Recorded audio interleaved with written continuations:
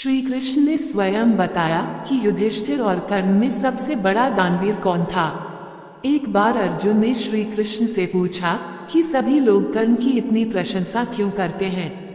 तब कृष्ण ने 2 पर्वतों को सोने में बदल दिया और अर्जुन से कहा कि इस सोने को गांव वालों में बांट दो। अर्जुन ने सारे गांव वालों को बुलाया और पर्वत काट काट कर देने लगे और कुछ समय बाद थक कर बैठ गए।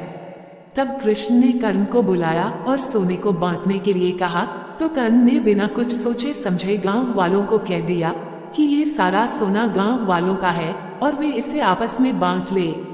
तब कृष्ण ने अर्जुन को समझाया कि कर्ण दान करने से पहले अपने हित के बारे में नहीं सोचता।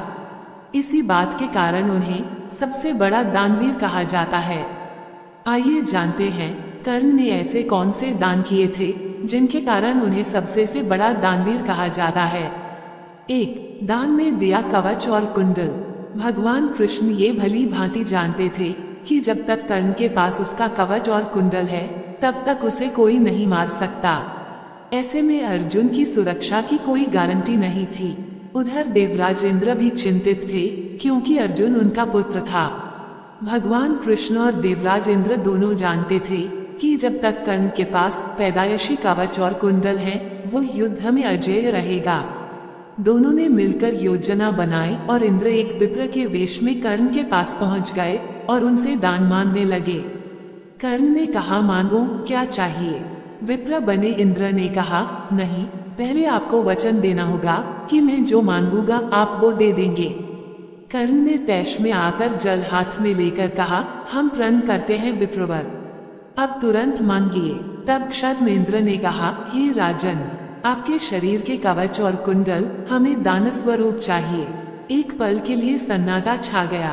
कर्ण ने इंद्र की आंखों में झांका और फिर दानवीर कर्ण ने बिना एक क्षण भी गंवाए अपने कवच और कुंडल अपने शरीर से खंजर की सहायता से अलग किए और विप्रवर को सौंप दिए। इंद्र ने तुरंत वहां से दौड़ ही लगा दी और दूर खड़े रथ पर सवार होकर भाग गए। लेकिन कुछ मील जाकर इंद्र का रथ नीचे उतरकर भूमि में धंस गया। तभी आकाशवाणी हुई, देवराज इंद्र, तुमने बहुत बड़ा पाप किया है। अपने पुत्र अर्जुन की जान बचाने के लिए तूने छलपूर्वक कर्ण की जान खतरे में डाल दी है। अब ये रथ यहीं धंसा रहेगा और तू भी यहीं धंस जाएगा। तब इंद्र ने कर्ण को कवच कुंडल के बदले अमोघ अस्त्र दिया। 2. कुंती को दान में दिया वचन। एक बार कुंती कर्ण के पास गई और उससे पांडवों की ओर से लड़ने का आग्रह करने लगी। कर्ण को मालूम था कि कुंती मेरी माँ है। कुंती के लाख समझाने पर भी कर्ण नहीं माने और कहा कि जिनके साथ मैंने अब तक का अपना सारा जीवन बिताया उसके साथ मैं विश्वासघात नहीं कर सकता। तब कुंती ने कहा कि क्या तुम अपने भाइयों को मारोगे। इस पर कर्ण ने बड़ी ही दुविधा की स्थिति में वचन दिया, माते, तुम जानती हो कि कर्ण के यहाँ याचक बनकर आया कोई भी खाली हाथ नहीं जाता। अतः मैं तुम्हें वचन देता हूँ कि अर्जुन को छोड़कर मैं अपने अन्य भाइयों पर शस्त्र नहीं उठाऊंगा। 3.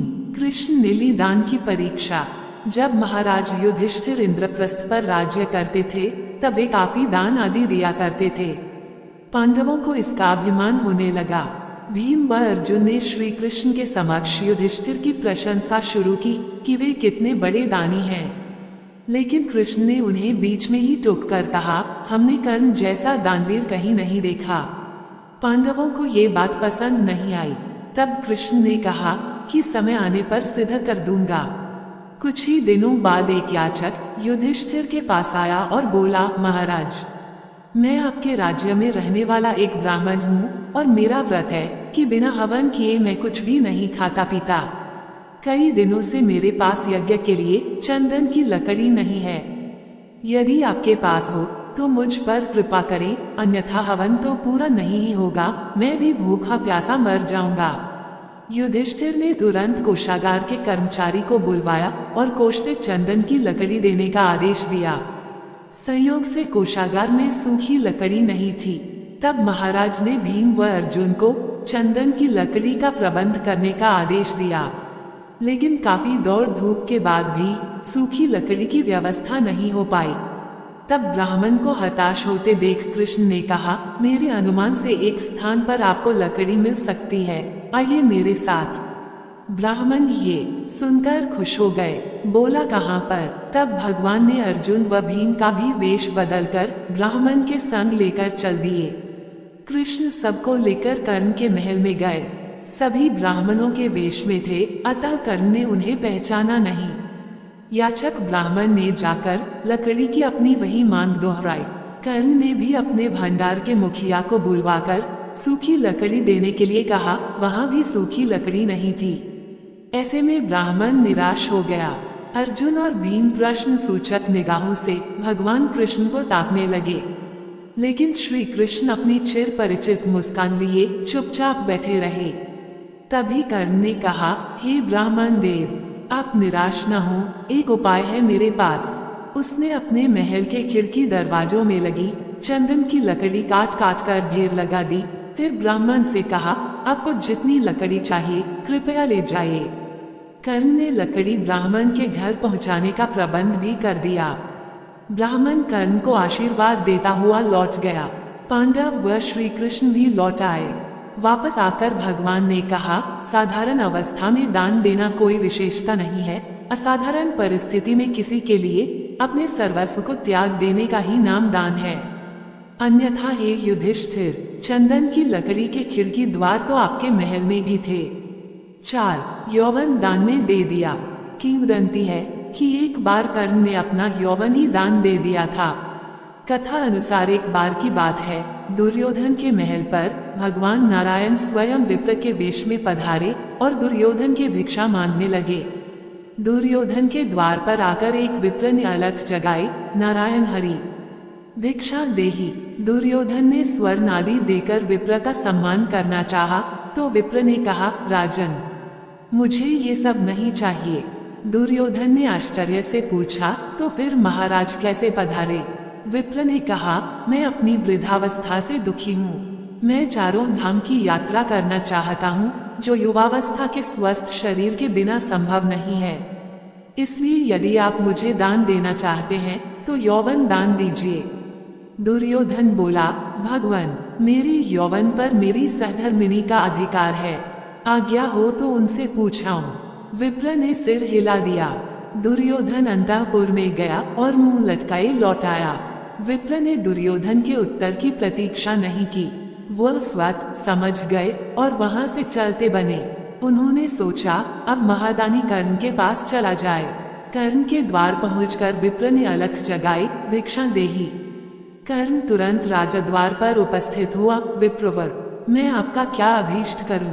विप्र ने दुर्योधन से जो निवेदन किया था वही कर्ण से भी कर दिया। कर्ण उस विप्र को प्रतीक्षा करने की विनय करके पत्नी से परामर्श करने अंदर चला गया, लेकिन पत्नी ने कोई न नुकुर नहीं की। वह बोली, महाराज दानवीर को दान देने के लिए किसी से पूछने की जरूरत क्यों आ पड़ी? आप उस विप्र को निसंकोच यौवन दान कर दें। कर्ण ने अविलंब यौवन दान की घोषणा कर दी। तब विप्र के शरीर से स्वयं भगवान विष्णु प्रकट हो गए, जो दोनों की परीक्षा लेने गए थे। 5. सोने के दांतों का दान। कर्ण दान करने के लिए काफी प्रसिद्ध था। कहते हैं कि कर्ण जब युद्ध क्षेत्र में आखिरी सांस ले रहा था तो भगवान कृष्ण ने उसकी दानशीलता की परीक्षा लेनी चाहिए। वे गरीब ब्राह्मण बनकर कर्ण के पास गए और कहा कि तुम्हारे बारे में काफी सुना है और तुमसे मुझे अभी कुछ उपहार चाहिए। कर्ण ने उत्तर में कहा कि आप जो भी चाहे मांग लें। ब्राह्मण ने सोना मांगा। कर्ण ने कहा कि सोना तो उसके दांत में है और आप इसे ले सकते हैं।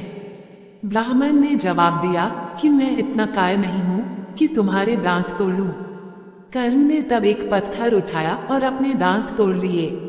ब्राह्मण ने इसे भी लेने से इनकार करते हुए कहा कि खून से सना हुआ ये सोना वह नहीं ले सकता।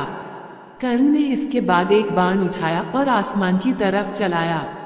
इसके बाद बारिश होने लगी और दांत धुल गया। तो ये थी दानवीर कर्ण की दानशीलता की कहानी। दोस्तों, आपको ये कथा कैसी लगी कृपया कमेंट करके जरूर बताएं। वीडियो पसंद आया हो तो लाइक करें और चैनल को सब्सक्राइब जरूर करें।